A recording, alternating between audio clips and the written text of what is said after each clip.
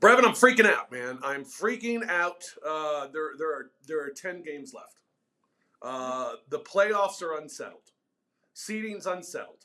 Everything's in chaos right now with 10 games left. I feel like I'm having a child. But the thing is, you should feel good. We're coming off a win. I do feel good about that. But I've already moved on to the next one, Brevin. No, I'm not moving on to the next one because what the next one is. I'm going to savor. Okay. We haven't had this feeling in a while in terms of having a dominating win in a long time. So I'm savoring this one. I'm not looking forward at all. I know you say you're supposed to put in the rear. No, we had too many downs to just let it go. We needed to celebrate this one. I'm still celebrating. Yeah, I say that it feels like I'm having a kid because my only two kids. Your last two. You better clarify that the right way. The last two. My only two children that I have both came on the playoffs. So you're going for a third one? No, I'm just saying. All of a sudden, it kind of gets that feeling, and I'm like, I got to be at the hospital. I got to be at the arena. We got 10 games left, so I'm having like flashbacks. But it was a good win last night. Welcome to Night Court. He's Brevin Knight. I'm Rob Fisher. We're in Salt Lake City, so I'm wearing a flat brim for you, BK. So this is what I don't have it turned around the right way. Oh God. So this is what I call this is the white man straight brim hat capital of the United States of America. Here in Salt Lake City. Salt Lake.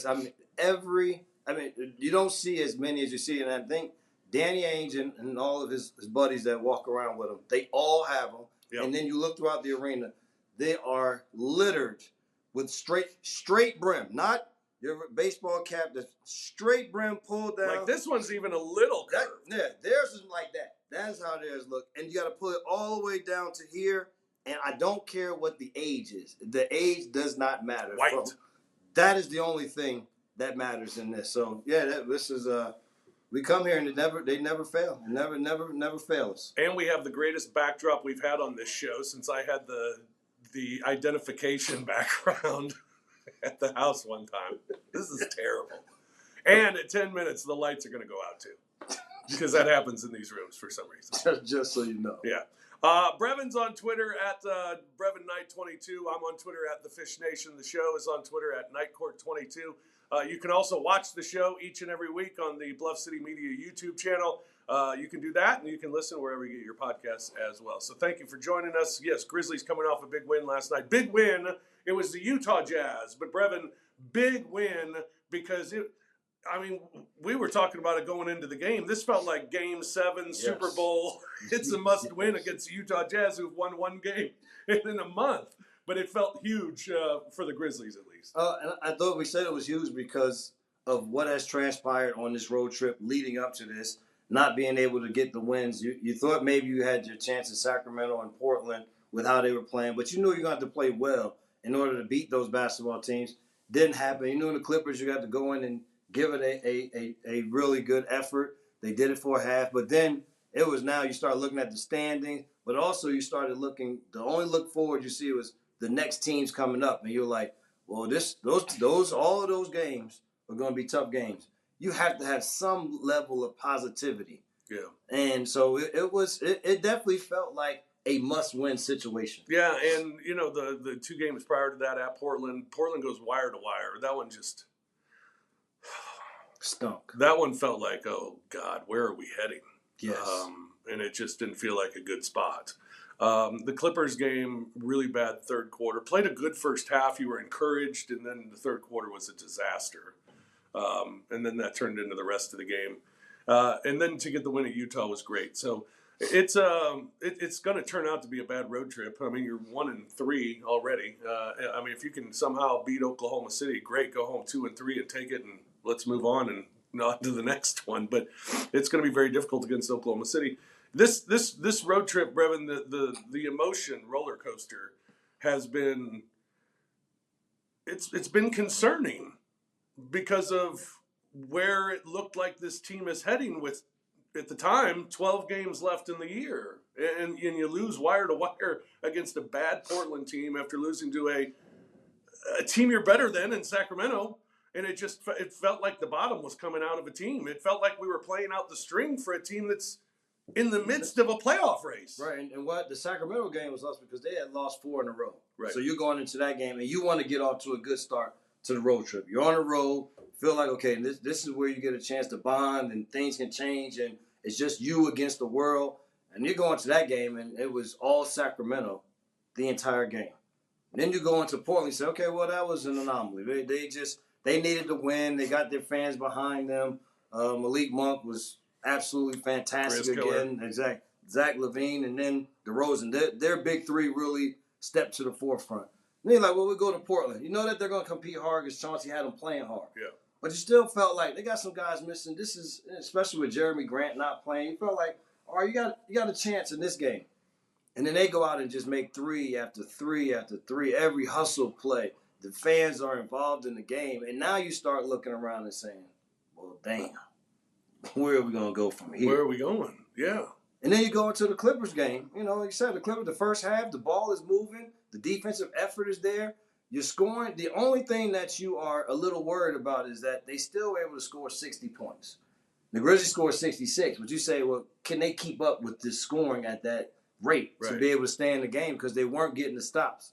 And man, oh man, the first 5 possessions of the third quarter let you know that this game was going to be over before it started, before you knew it. Yeah. And from that point on, we saw the old James Harden, Kawhi Leonard, who didn't even take a shot in the first quarter. All of a sudden, he was on fire. And so it was like that game was, you thought that could go either way because the Clippers are who they are. This is the healthiest that they have been all season. And the Grizzlies were still playing without Ja Morant. And so it still was going to be Mm-hmm. And so you get to the Utah game, and it's like, listen, I don't care who's playing, who's not playing. You cannot lose to the Utah Jazz. They don't want to win. Exactly. I mean, they've taken fines for keeping guys out of games so that they don't win. And so to see the start of that game was like, here we go again with the threes. And they were just knocking 3 after 3. And I think they made 11 or 12 by halftime. Right. But at the end of the second quarter, we saw a glimmer of hope for this Grizzlies team. Like we saw them, I like to say we saw a care factor at the end of that second quarter. And then come out in the third, and then the Grizzlies looked like the Clippers looked when we played against the Clippers. Like, oh, hell no, we're now taking over this game. Yeah. And we're going to put it away. Yeah, and it was cool, too. It was one of those cool games where everybody contributes as well. You know, you got 3 guys off the bench that score 15. Jay Huff comes in and gives you really good minutes. 4 dunks in that third quarter. How about that? 4 dunks in the third quarter. He was great. Scottie Pippen, again, was fantastic. It was good to get you said it on the postgame. You didn't have Dez go for 45. Yes. You know, or Dez and Jaren each go for 30. I mean, they went for 20, but everybody, 15, 10, 12, 8, 9, everybody contributed in a big way. And you saw that from the assist numbers, the rebound numbers, and the points. Yeah, and the points off turnovers. You know, they and their turnover number kept low. We said ball protection was going to be big for possessions. And they did it. They forced the 14 turnovers. They scored 27. I think we only had 9 turnovers for the game on our end. And so, and then they blitzed them 25-0 in the second chance points. Yeah. And so it was a dominating game. They needed a dominating game. They didn't need to win this game going down the stretch and for Petey to say, last 5 minutes of the game, this is what do they call it? Clutch time. Yeah. We didn't need to hear that against this basketball team. And it was nice to not have to hear it. And like you said, for everybody to play a hand and win. And like I said, there was a care factor. Like, it's fine it's going to be games that you lose, but I just felt like we didn't have enough of that. It didn't sting and hurt enough where this team was in the path that they were going down. And they showed that in the Utah game. I assume on Memphis radio today, there's a lot of discussion about the Desmond Bane shove of Santi Aldama, of course, in the huddle last night. I remember when it happened, and because on the video you can see me standing there lifeless. Probably like this. I was like, oh, hell. I got on the microphone to our producer. I said, all right, I got bad news and good news. What is it? I said, well, the bad news is we just almost had a fight on the bench. Good news is we're showing a little fire. Yes. And to me, I mean, I don't think there's much to take out of it. I think it's a couple of true competitors who want to win, who just had a moment, and that was it. And they went out and they played, and it was over. But to show that fight, I thought, damn, we've been asking them to show some fight. You know the one thing that I can't stand. Yeah, tell y'all all the time. I can't stand the slapping five all the time. When it's going like shit, I don't want you to slap five with me. I don't want to slap five. Get away from me. Yeah, there's going to be. I always say there's an asshole side of me, and you will see it a lot in those instances. And I thought that this was one of those moments where it was like, enough is enough. Mm-hmm. And maybe in that moment it was just those two guys, but I think the enough is enough was for everybody. It might have been between those two, but that was a signal to everyone that this is not going to continue to go down like this. Right.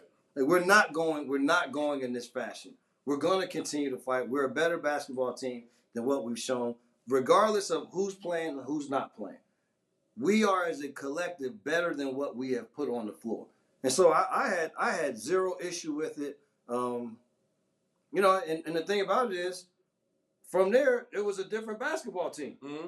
The way that they dominated from there was totally different than what we have seen in the last week or so. Yeah. We saw it against the Miami game, but outside of that, we hadn't seen it on a consistent basis from this team. So yes, people are going to talk about it. You're going to try to go deeper into it. I don't go any deeper than dudes is just tired of things going the way it was going.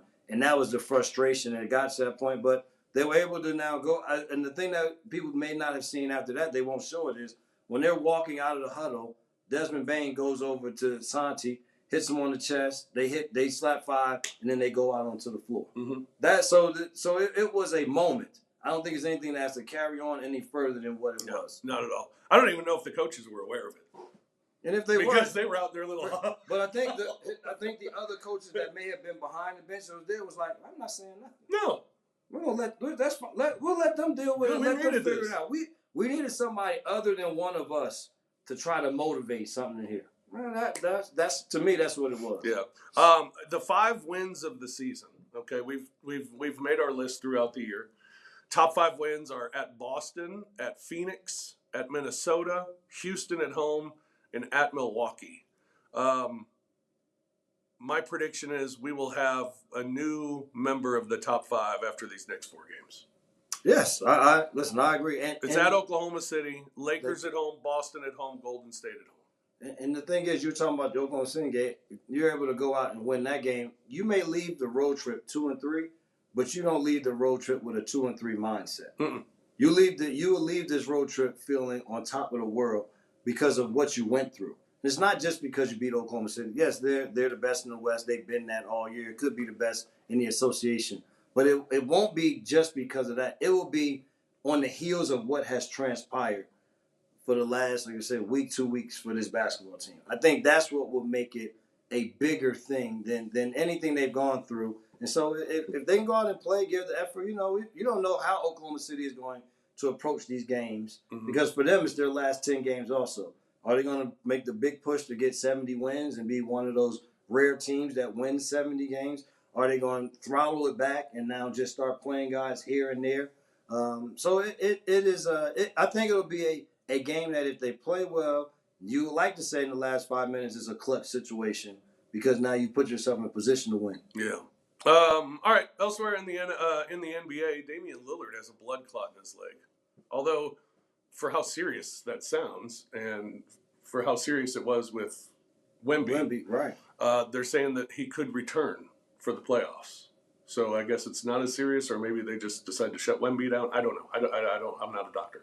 Well, and nowadays we don't know doctor-wise if it's doctor-wise, if it's rest-wise. But first, we always say first and foremost, hopefully both come back healthy and able to play the game that they both love. But definitely puts Milwaukee in a bind, a tough position where they already were still just figuring things out themselves. Yeah. Anthony Davis went down to the G League. I told you that was... And now he's back and playing, and Dallas is trying to win. Well, I think you told me earlier. He came out with the comment that they want to win. They want to get into the playoffs. They still want to salvage this season, and one in which has just been. They got hit by injuries so quickly, and bang bang, you lose Kyrie Irving for the season. But they've been able to find some other guys like Najee Marshall has stepped up huge for them in the absence of their star players. And if they can get one of those bigs back as you continue to go down the stretch, then they give themselves an opportunity because you still have a bona fide star player in Anthony Davis that can be on the floor. And you got a winner in Klay Thompson that's been there that can at least impart some wisdom for the rest of the guys. And Jason Kidd at the front of the bench has done a great job. So I was glad to hear that they didn't just shut them down, because that was a talk where maybe they'll just shut the guys down and say the season's over. I'm happy to see, number one, that Anthony Davis continued to push himself to be ready to play, and that they have this mentality. All right, the teams around the Grizzlies in the race for 2 through 6. 6. Yep. Ugh. The race for 2 through 6 now. The Houston Rockets. The Houston Rockets were falling just terribly, and now all of a sudden they're 2 again. What happened? Fred VanVleet. He's back, and he was the reason why they were stumbling and falling, because he wasn't there. They need their on-court leader, and that allows Jalen Green to be Jalen Green, not trying to force him into a position that he's not comfortable with. And so they're going to be a tough out just because of the physicality at which they play with. But we always talk about the fit, but it's the skill that they have at all of their positions, and guys that come off of the bench for them. The skill level is high. So I can see them being a team that keeps fighting hard to keep that number 2 spot. Denver feels like a team that's just kind of, we'll turn it on at the playoffs. Yeah, but I think the Aaron Gordon situation, because they're just methodically going through things. Yeah, and I don't think that's going to help them, because the rest of the teams are that good. And so there's no denying what Jokic can bring to the table. Jamal Murray, that combination has always been good when it's gotten to that point. But can they get enough from everybody else? And I think that's where the question marks, because they have been up and down. They lost some games that are head scratchers. But the one thing is, you're gonna have to beat them. Like, they're not going to beat themselves. But they're not. The other thing is, I don't know if they're as scary to everybody else as they used to be. And I think that always puts you in a different space when the other teams feel like, oh, I think we can beat them now. We got a chance. Then that makes it that much tougher. Which is weird, because I agree with what you're saying, and I've kind of felt that same way. But man, careful what you wish for. I mean, every night you play them, the best player on the floor is going to be on their team, and going there is still not a piece of cake. It is. This is in no way, shape, or form am I acting like this is going to be some easy out for anybody. Right. I just don't think that the aura is the same as what it has been in the past in terms of what they'll do in the playoffs. Right. All right, the Lakers. Every time they lose, it's a big story because they don't look good. Every time they win, it's, oh, here come the Lakers. I don't want to play the Lakers in the first round of the playoffs. I mean, they have 2 guys that can win the game. You have to beat Luka and LeBron 4 times. Right, and so but I still think that their lack of size, and they're trying to be a better defensive team. But some of these guys that you put on the floor as defensive guys aren't offensive guys.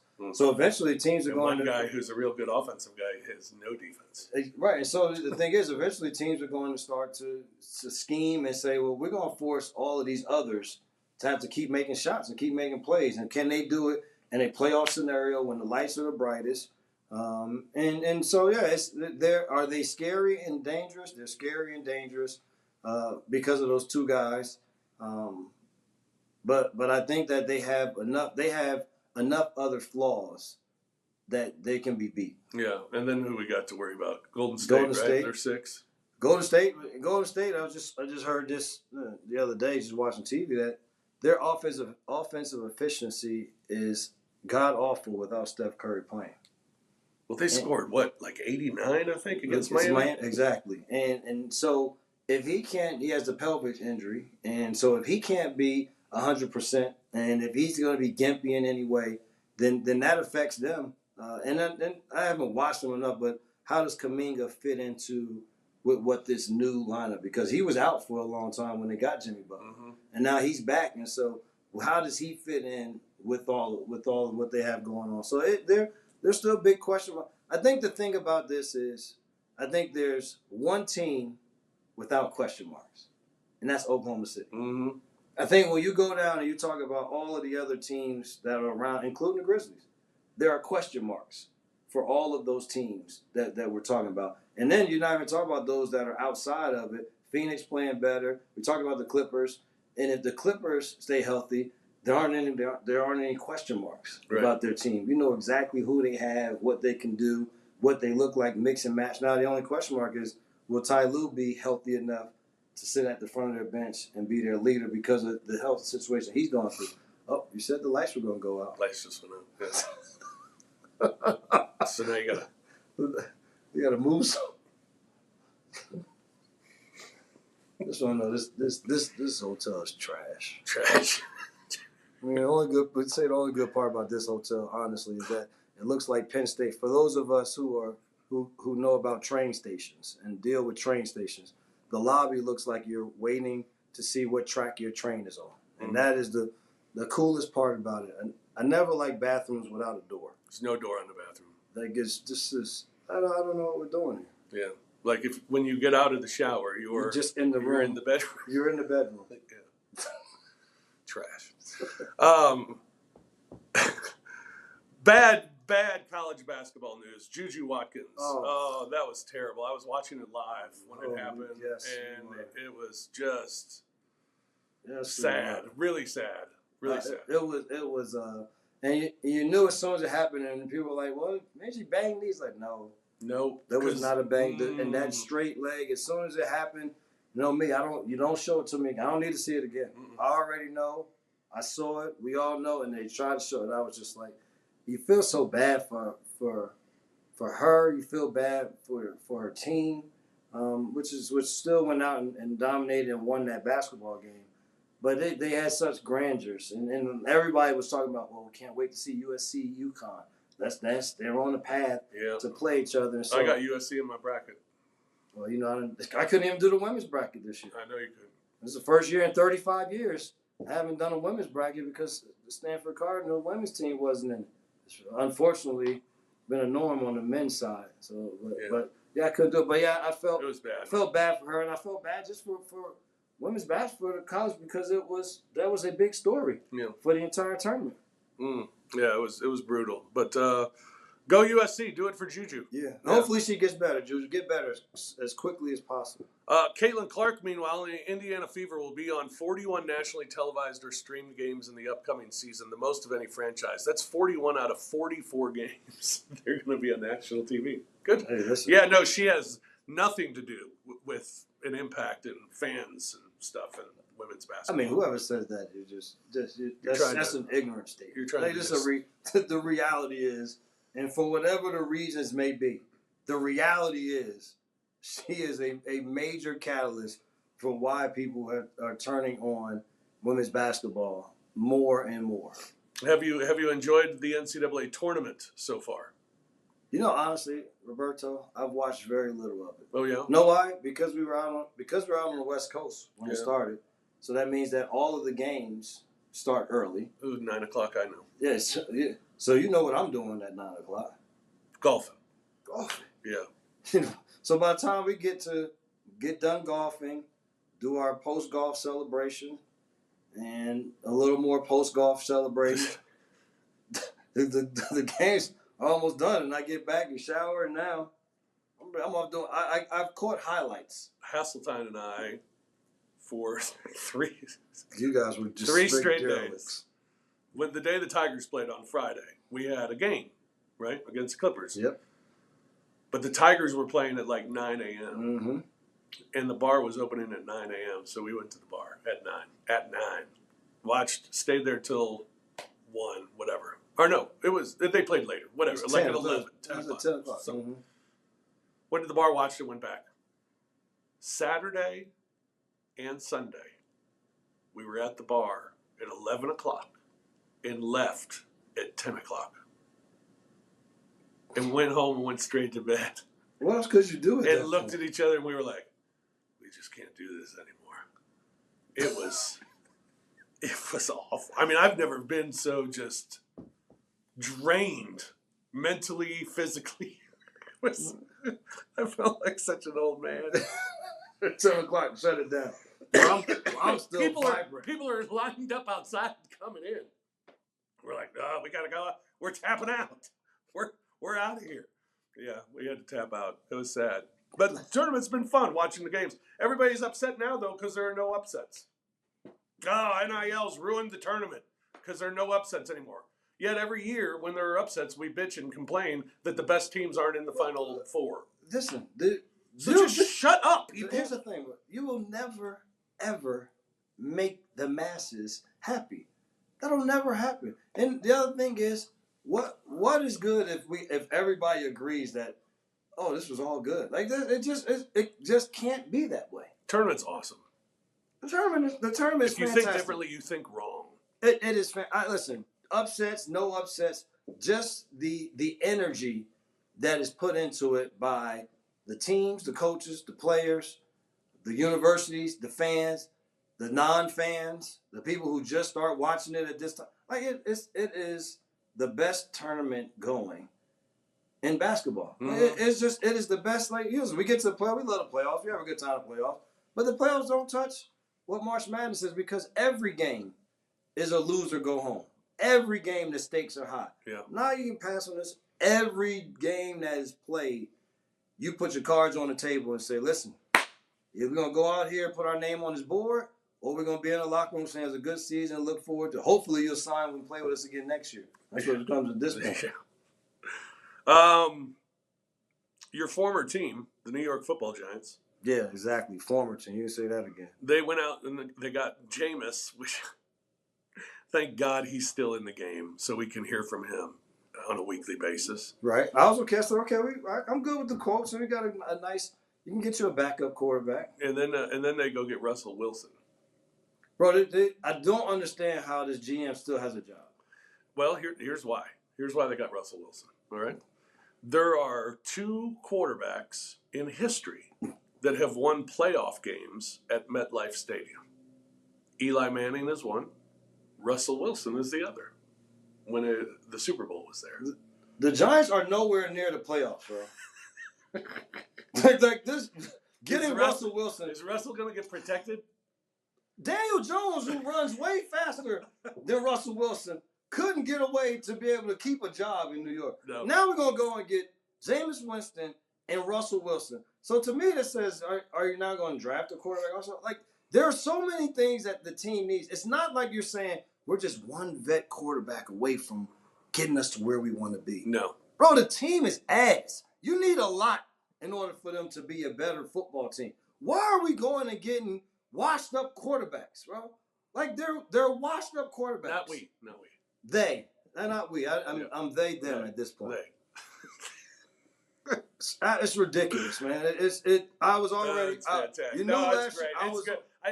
It's such chaos and such a disaster that it's fun watching it become even more of a disaster from afar. It's great. Man, it started with Saquon. What are you doing? We can't. Listen. We'll just wait and see. He's not that good. We'll see. He's not that good. He's the freaking best running back in football, and he went out and showed it. Yeah. All right. Enough about football. Baseball starts tomorrow. Opening day. You excited? No. Your Mets should be good. No. I told you why I root for the Mets. It's for my best friend. Yeah. Well, they should be good. That's literally, I root for them for his sanity. Well, like, my team's going to suck, so I'm going to hate baseball like in a month. The Cardinals aren't going to be good? No, they're not going to be good. We got to keep up financially at this point. We talk about the NIL in college basketball. This NIL in Major League Baseball. Yeah. If you can't keep up financially, then sure, you have no chance. Yeah, go Dodgers. It's because Dodgers, the Yankees. I mean, the Angels, they tried it. It's like the Anaheim is like, we're gonna go out and do it. Like, that didn't work. I don't think we can sustain doing this at the same level. We have to give it to more people. I thought it was just the one guy. No. You can't keep up. Yeah. I wonder they got to do something about that eventually. Like A salary cap? There has to be something that just allows it to be at least somewhat of a level playing field. I mean, like the Dodgers at this point in time. This is just like, why play the rest of the games? Yeah, it's ridiculous. And the Cardinals, poor St. Louis in that small market that they are. And here's about the Mets. They got a guy that's willing to spend. I always say they just spend on the wrong people. Yes. Like they spend on people who are a year or two past when you should have gave them that money. Yeah. All right. Shout out to Toast this week. My only toast this week is we had another police escort, and it was awesome. It's absolutely fantastic. I mean, I feel like a child watching that. My mouth's open. I'm just, we're on the wrong side of the road. We're on the wrong side of the road. And the way that they just... Oh, yeah. And just, you stop. I mean, people are turning and getting out of the way. It's unbelievable. So that's a blast. So shout out to our police escort. They were great. Good stuff. Today I got good water today. Fiji water today. Square. We call this square water. Me too. Some good water today. We're on two separate ends of the spectrum with our health right now. That's very true. I don't know. I have no other toast. Do you have any toasts? Anything? I got no toast. No. I got nothing. No, know what? I do. I'm going to toast Stanford basketball. Know why? Basketball. Because they're competing. They made themselves relevant again this year. Shout out. Good for you. Shout out to Stanford basketball. Mm-hmm. We're proud of Stanford basketball. Yeah, I mean, I think we got the right coach, and I think things will be looking up from here. Yeah, St. Louis U, Billikens, NIT ousted in the first round of the NIT. So we were ousted in the second round, but we're trajectory. We're trending in the right direction. In the right direction. Well, that's good. All right. Well, that's going to do it for us here this week on Night Court. Thank you for tuning in. And again, you can follow us on Twitter at BrevinKnight22, at The Fish Nation, at Night Court 22, and you can watch each and every episode of Night Court on the Bluff City Media YouTube channel. For BK, I'm Fish. Thanks for joining us this week. We'll talk to you again next week here on Night Court. Peace.